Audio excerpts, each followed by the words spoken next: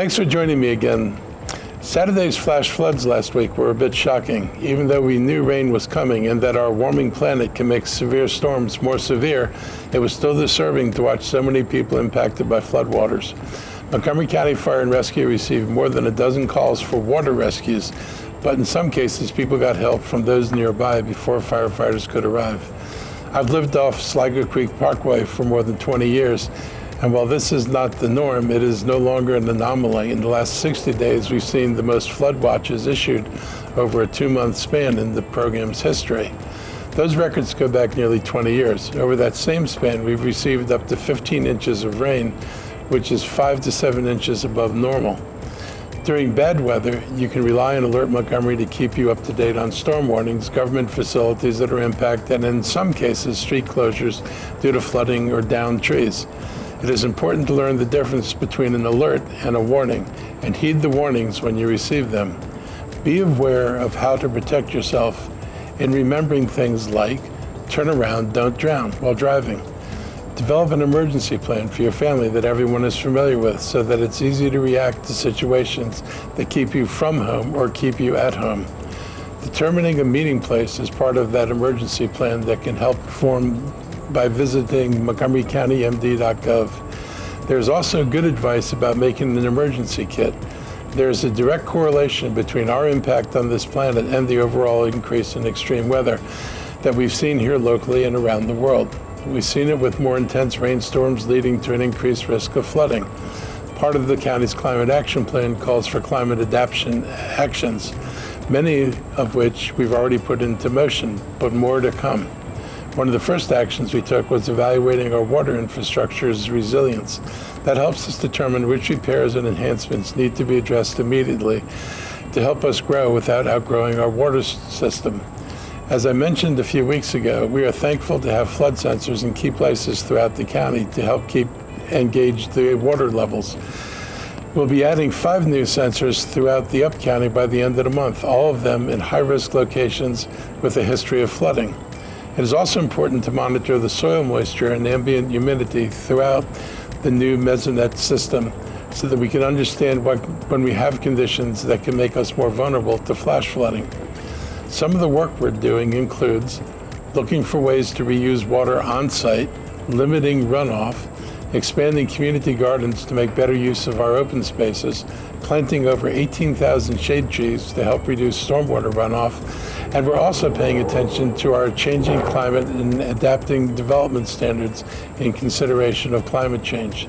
The county's climate change officer, Sarah Kogel-Smucker, shared lots of good information about our plan, and I want to share a bit of that with you now. However, I encourage you to watch all of her presentation during my media briefing this week on the county's YouTube page. As there's more greenhouse gas emissions, climate change pollution, trapping heat in the atmosphere, the planet is warming. And that warming causes evaporation of water. And that means there's more moisture in the air. So for every 1 degree Fahrenheit of warming, and we're already as a planet experiencing approximately that, there's an estimated 4% more water vapor in the air.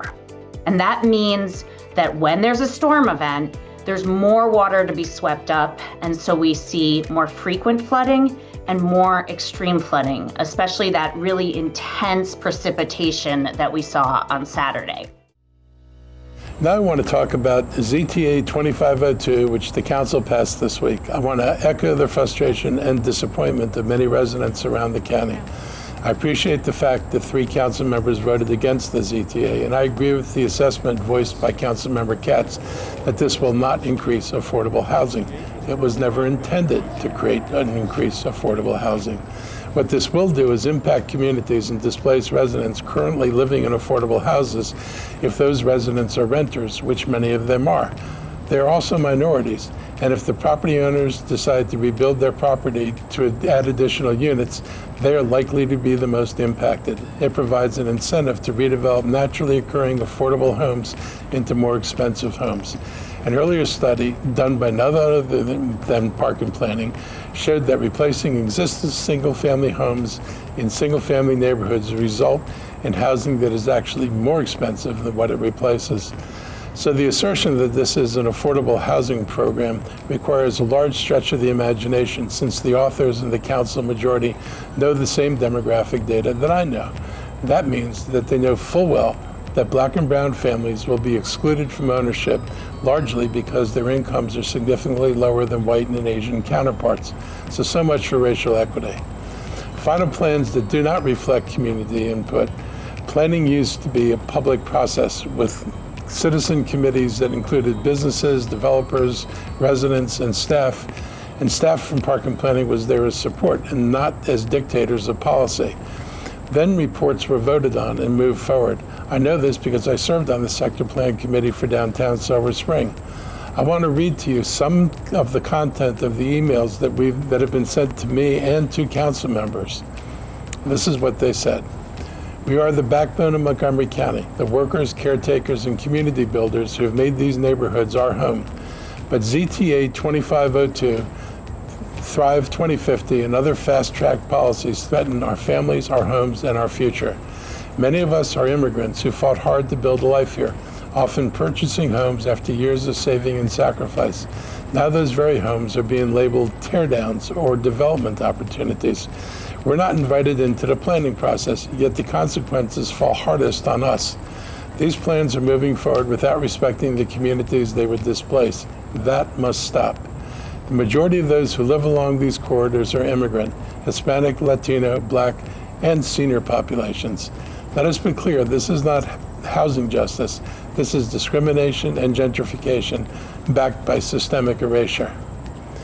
These folks have 5 main points: protect tenants from displacement, protect homeowners and property rights, require true affordability, ensure language access and oversight, and respect the master plan process. These emails were not discussed and addressed point by point during the council. This CTA is a vote to continue the destruction of the planning process in Montgomery County. It has cut residents out of a meaningful role in the planning process, something that's been going on for a while. Residents will tell you that the reduction of planning input to a couple of presentations by planning staff of what they want to do to the community, not what the community residents think should be done. After that, there's a dutiful collection of Post-it notes where residents could make comments, followed by a vote by the members of the committee. That's how things used to be done. And the recommendations of the committee went forward to the planning board and to the council.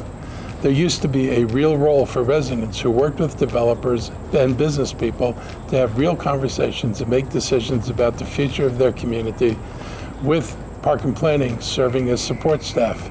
And this was all done via master plan process. There was no substantive conversation at the committee level or at the council levels about stormwater management and the lack of standards for impervious surface and tree coverage. I sent a 9-page memo to the council raising numerous issues. It was not discussed at the committee level or at the full council. Civic associations, including Montgomery County Civic Federation, sent letters and requests for information, and that was not discussed or addressed by the council. It was said that these issues have been discussed for years, and maybe they have, but they certainly haven't been discussed through any kind of public deliberative process. Just saying an occasional soundbite is not the same thing as a discussion. There was one public hearing in February, and that public hearing was for 5 different proposals. There were 2 committee work sessions, and there was 1 council session with virtually no questions. Residents did not get their questions answered. None of the issues we raised were addressed. None of the issues raised by other community members were addressed. It is profoundly disrespectful to residents of the county.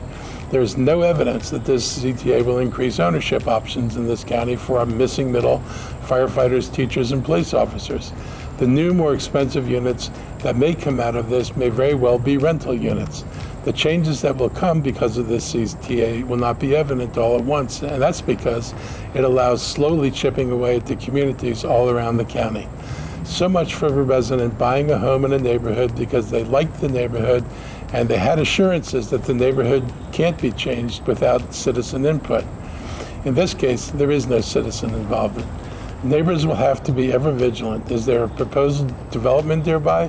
How many trees will come down? Will there be too many more cars that we're going to have a hard time parking on already overcrowded streets?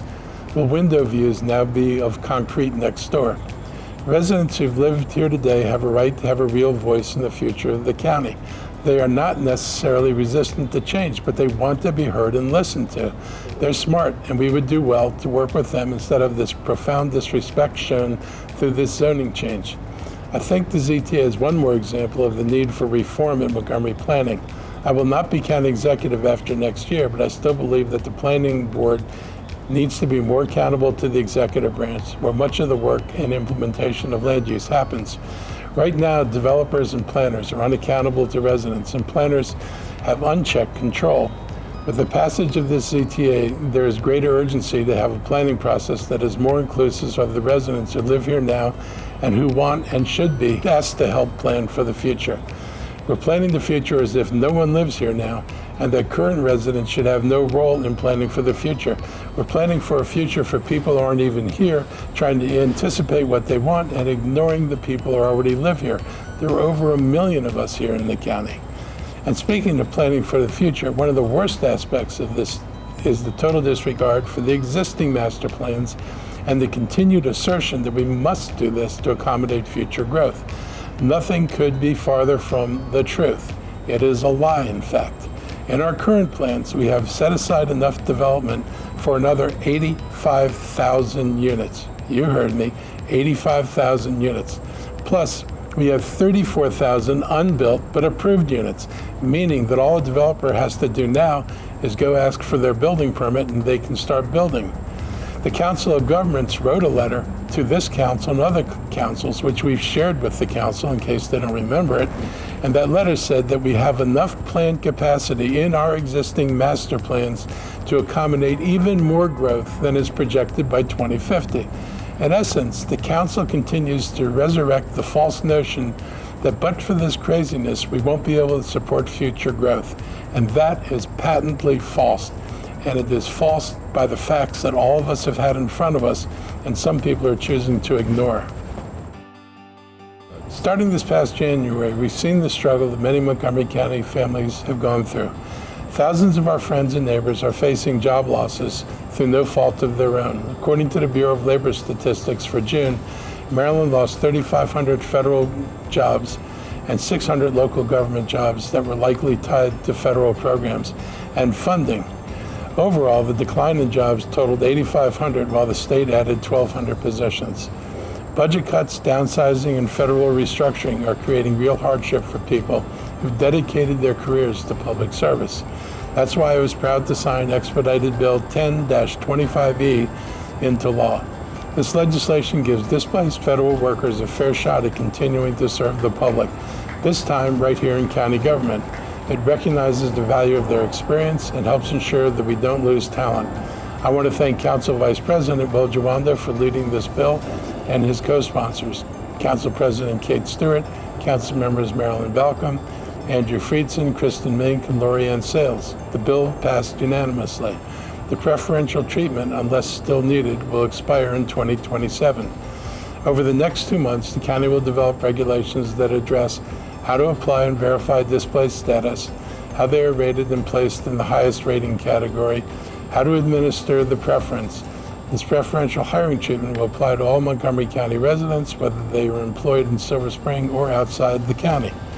Despite policies developed by the federal government that create uncertainty and needless worry, we're building a government that reflects the skills and strengths of our community, and this is a smart, compassionate step forward. Twin Labs Complex in Rockville is welcoming new clean energy manufacturing jobs. I joined Maryland Governor Wes Moore in celebrating those jobs at this week's ribbon cutting. Beatrice Inc. is expanding its current operations to establish a prototyping center for next-generation insulation. At this center, they will refine their technology and begin pilot manufacturing to demonstrate how their insulation is better quality, more affordable, environmentally friendly, and a fireproof alternative, which is an improvement over current technologies. This company's technology outperforms the products that are dominating the market today, and they expect to be a leader in the growing construction industry. Not to be too geeky, but it can create an R30 wall in 3.5 inches, which can't be achieved with typical insulation without resorting to the expense of foams. This project has been on a fast track. Beatrice has a pending application for the New Technology Innovation Fund grant money and has recently received both the Montgomery County MOVE grant and an award from the Maryland Department of Commerce's Build Our Future program. These county funds are a smart investment in our local economy, uniquely impactful where federal awards might not cover equipment purchases and where corporate partners prefer these tools to be locally owned and maintained. For Montgomery County, it means economic growth. Leatrice is expanding and hiring locally, co-locating with their research and development teams to maximize effectiveness and speed.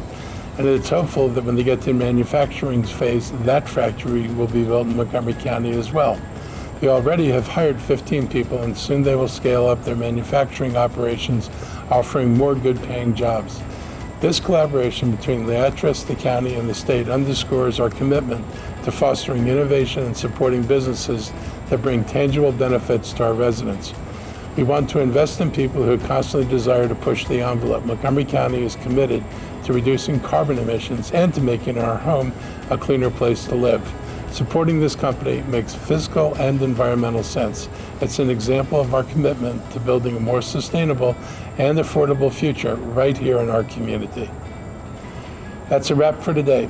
I hope you have a chance to take advantage of this weekend's farm tour and harvest sale. And I'll be back again next week. Take care.